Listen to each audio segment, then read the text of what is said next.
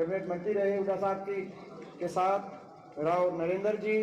जो रोहतक लोकसभा क्षेत्र के जिनको प्रभारी भी बनाया, तो हम उनको बहुत बहुत बधाई देना चाहते हैं। हमारे पूर्व मंत्री एम एल रंगा जी, हमारे पूर्व मंत्री भाई जगदीश यादव जी, हमारे बहन अनीता यादव जी पूर्व CPS, राधेश्याम शर्मा जी पूर्व विधायक, राज सिंह जाखड़ जी, श्याम यादव जी, हमारे भाई अनिल पालावास जी, राहुल राव जी, डॉक्टर अनिल जी, हमारे NSUI के हरियाणा के हमारे अध्यक्ष हमारे भाई अविनाश यादव जी, विनोद जी हमारे जिला परिषद के सदस्य हैं, भाई बलजोर जी जिला परिषद के सदस्य हैं, हमारे ओम प्रकाश डावला जी, दीवान सिंह चौहान जी, दिनेश ठेकेदार जी, सुरेंद्र जी हमारे एक्स चेयरमैन, हमारे सरपंच साहब राजेंद्र जी, सरपंच साहब अजीत जी, गजराज जी, लवली यादव जी, कुलदीप यादव जी, रामवतार शास्त्री जी, मास्टर ओम प्रकाश जी, बाबू सुबे सिंह जी, हमारे माधुराम जी, एडवोकेट सुरेश जी, रामचंद्र जी और सभी यहाँ पर उपस्थित हुए सभी पिता तुल्य बुजुर्ग नौजवान साथी, मातृशक्ति, आप लोग बहुत देर से बैठे हैं, बहुत देर आपने लंबा इंतजार करना पड़ा क्योंकि हम लोग फारूक नगर के कार्यक्रम से आ रहे थे जिसमें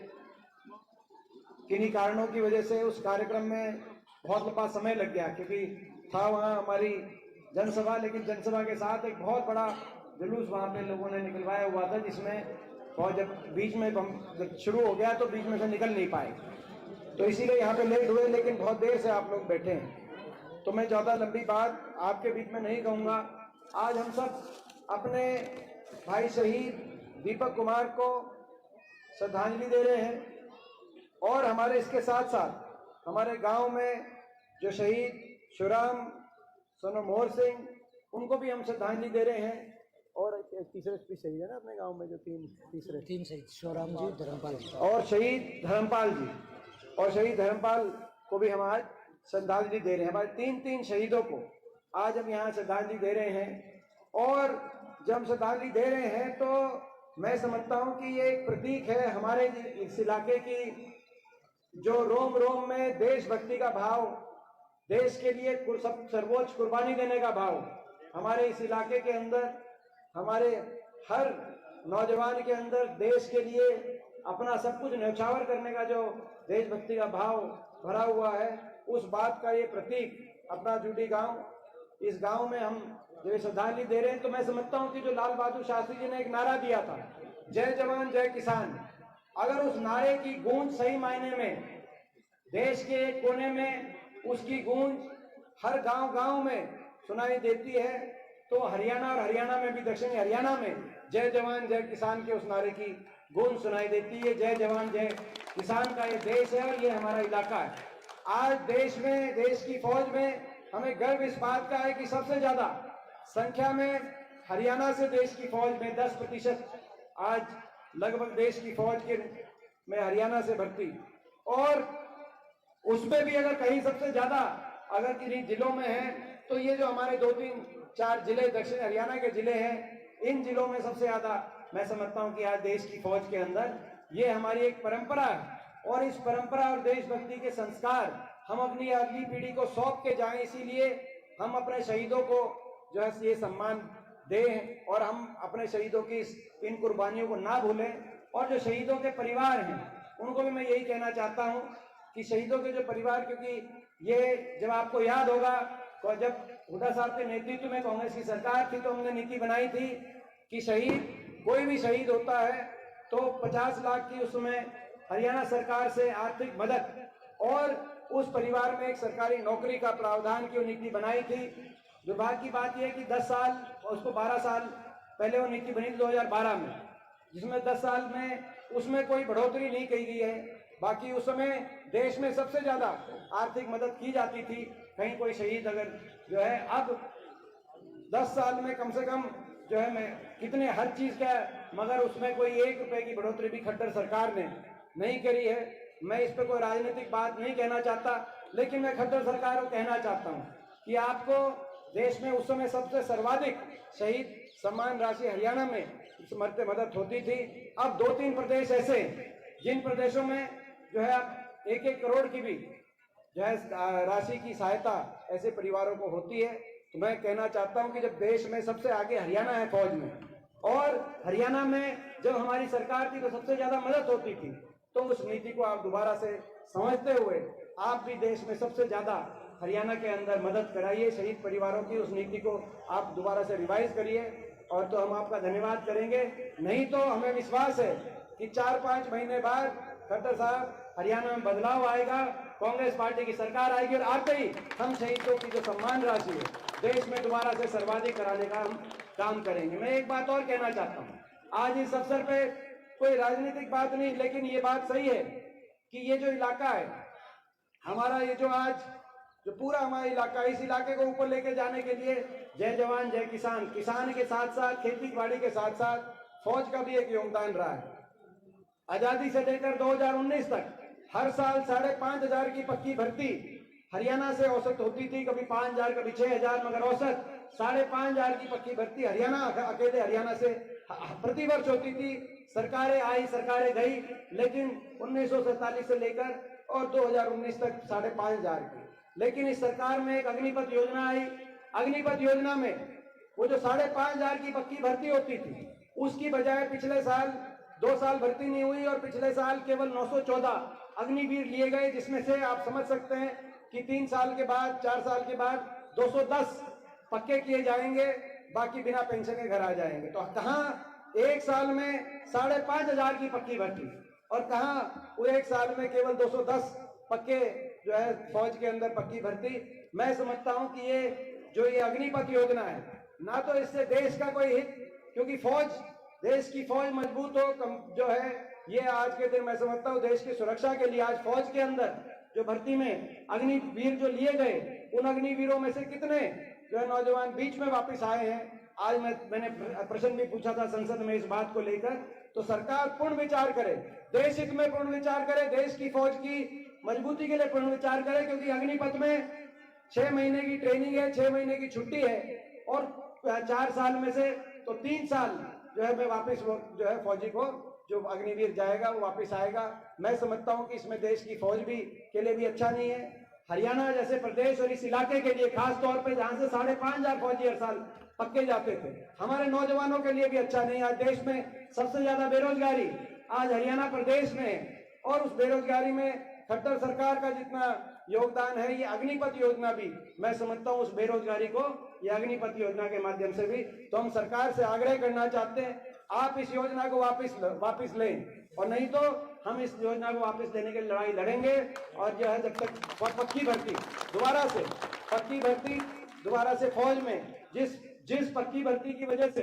दुनिया की सबसे मजबूत फौज हिंदुस्तान की फौज मानी गई, जिस पक्की भर्ती की वजह से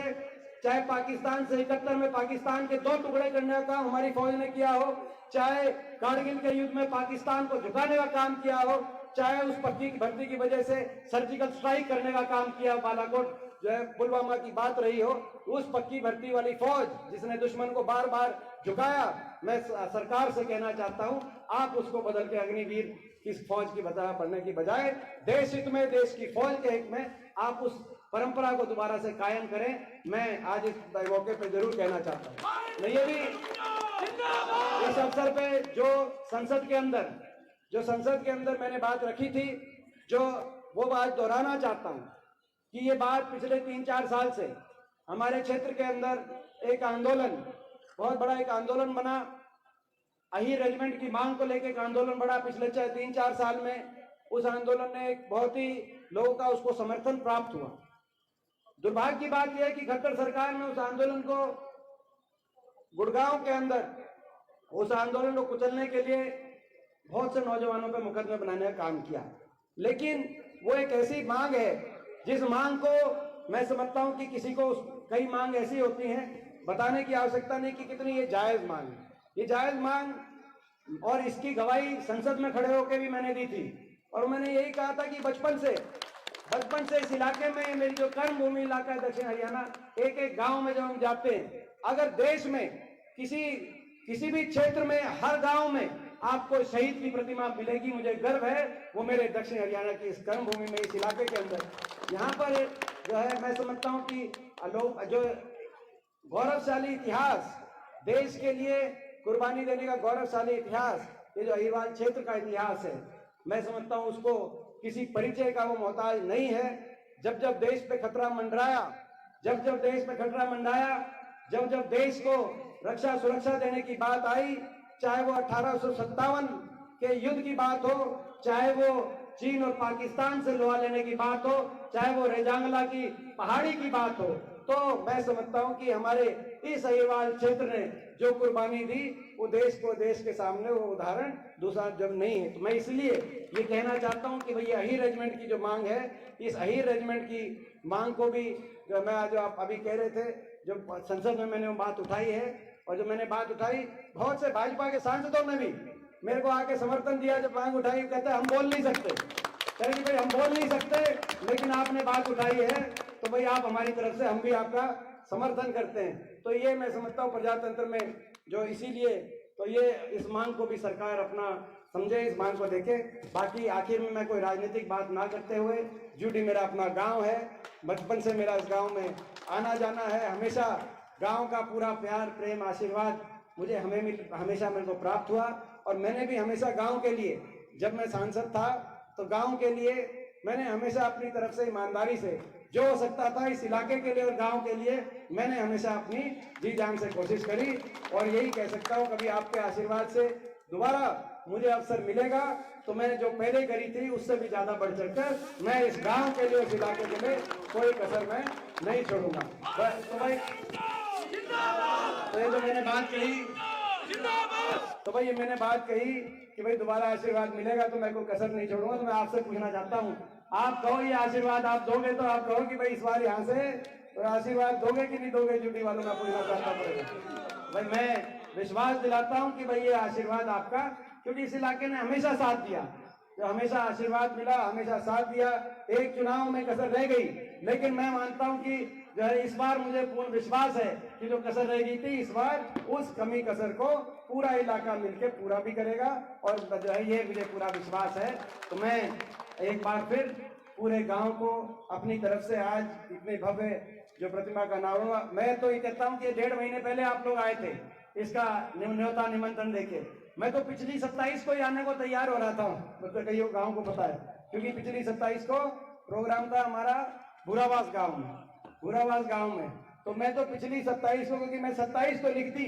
जब गांव वाले मेरे निमंत्रण दिया, न्योता दिया, मैंने तारीख नहीं लिखी, तो 27 तारीख को भूरावास तक मैं आ गया था, पिछली 27 तारीख को। तो ये आपका गांव का प्यार है कि भाई पिछली 27 को भी आए गांव की वजह, और आज भी। तो ये मेरा, मैं समझता हूँ इन शब्दों के साथ मैं आप सभी का बहुत बहुत धन्यवाद करता हूँ कि इतनी देर आपने इंतजार करके अपने शहीदों को श्रद्धांजलि दी। और ये जो अपना जो है अपना एक बार फिर अहिर रेजिमेंट की जो बात जो कह रहे हैं मासी, अहिर रेजिमेंट की मेरा पूरा समर्थन, सबको पता है, देश को नहीं सबको पता है, लेकिन नारा कह रहे हैं कि अहिर रेजिमेंट हक हमारा, कंधे पर हो नाम हमारा। तो ये नारा इन्होंने दिया, सही नारा है, ये बिल्कुल सही बात है। जो है जो इन्हीं शब्दों के साथ आप सबका बहुत बहुत धन्यवाद। और मैं आखिर में शहीद के नारे लगाऊंगा, अमर रहे आपको बोलना है सारे, जो है सभी को साथ मिलके। ये एक बात रह गई कि भाई इस अवसर पे, क्योंकि शहीद का यहाँ पर जो स्मारक बना है, वैसे तो आप समझ सकते हो कि हम विपक्ष में हैं, और विपक्ष में भी मैं राज्यसभा में हूँ, राज्यसभा के सामने में हूँ मैं, तो वो तो उतना सामर्थ्य नहीं है। लेकिन आज इस अवसर पे अपना गांव तय करें, क्योंकि अपने गांव में जो है ये मोमेंटो पंचायत गांव तय करें। लेकिन अपने इस अवसर पे मैं अपने एमपी कोटे से, राज्यसभा कोटे से 5 लाख की ग्रांट आज इसमें जो है, बहुत बढ़िया। अब ये नारों में सारे शामिल होना भाई। ये शहीद दीपक कुमार, एक बार भाई देखो मुट्ठी बीच के, ये सारा ये जो नारा है, ये इसकी गूंज दिल्ली तक जानी चाहिए, लेकिन ताकि कल तक उनको लगे कि भैया जो है ना, भाई ये इलाका ऐसा है, इसके लिए ये अग्निपथ वापस लेनी पड़ेगी, पक्की भर्ती दोबारा से, तो भाई दिल्ली तक जाए। दिल्ली तक पहुंचाने के बाद आपको 21 लाख दे दियो, सरपंच कह रहे हैं। शहीद दीपक कुमार, शहीद दीपक कुमार। जय हिंद।